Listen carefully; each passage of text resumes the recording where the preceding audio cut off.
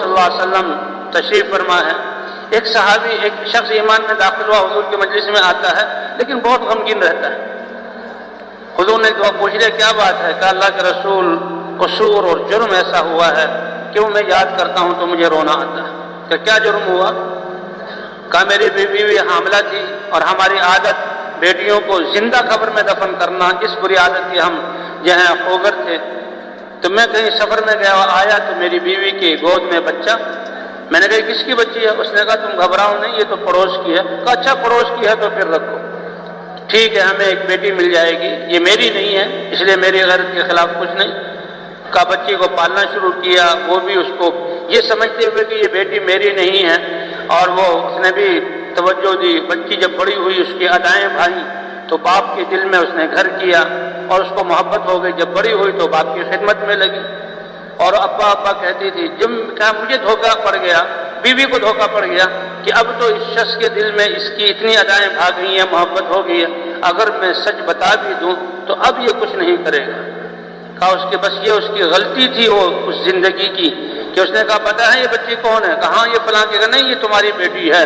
بس یہ سنا میرے اندر وہ درندگی جو جاہلیت کی وجہ سے تھی وہ آ گئی، وہ شیطانیت آتا کہ اس نے کہا یہ تمہاری اپنی بچی ہے۔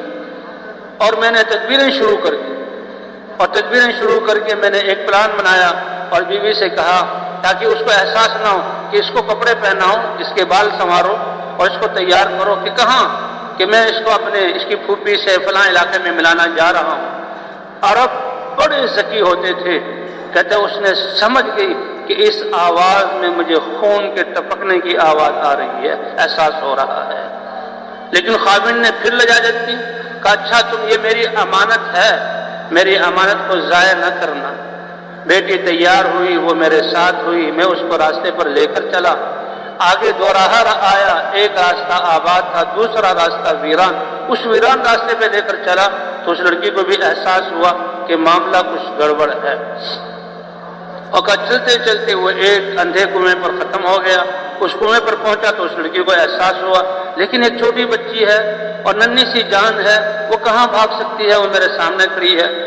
اور کہا مجھ پر دونوں خیالات کی جنگ ہو رہی ہے، ایک یہ بیٹی ہے، معصوم ہے، جان ہے، اس کو ضائع نہ کروں، اور ایک وہ درندگی جو جاہلیت کی وجہ سے تھی کہ میری غیرت کا کیا ہوگا۔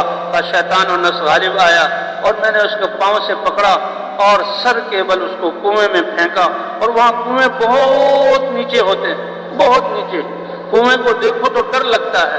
کہا وہ جا رہی ہے نیچے اور کہہ رہی ہے اے ابا تو نے میری ماں کی امانت کو ضائع کر دیا، اور وہ کنویں میں گری، اور جب تک اس کے سانس چلتے رہے وہ یہی پکارتی رہی تو نے میری ماں کی امانت کو ضائع کیا۔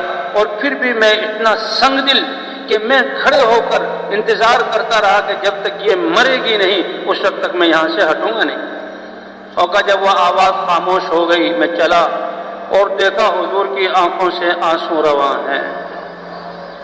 آج ایمان کے بعد اس کو اپنے اس ظلم کا احساس ہوا ہے، آج وہ اپنے اس ظلم پر نادم ہے، آج اللہ کے رسول کے سامنے روتے ہوئے اس کا اظہار کر رہا ہے۔ یہ ایمان دلاتا ہے کہ تم ظلم کر رہے ہو یا انصاف اخلاق والے ہو یا بد اخلاق، یہ ایمان اور دینی زندگی ہوگی، حضور صلی اللہ علیہ وسلم والی تعلیمات ہوں گی، کیونکہ اللہ اور اللہ کے رسول نے ساری چیزیں واضح کر دی۔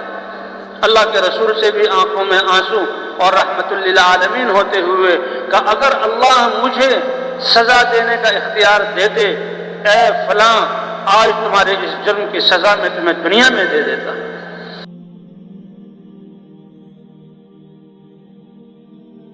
جو کچھ سنا اللہ پاک اس پر عمل کرنے والا اور ساری کی ساری انسانیت تک پہنچانے والا بنائے۔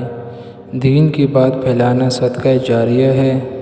مزید ہماری ویڈیوز کو دیکھنے کے لیے ہمارے چینل دعوت تبلیغ کو سبسکرائب کریں۔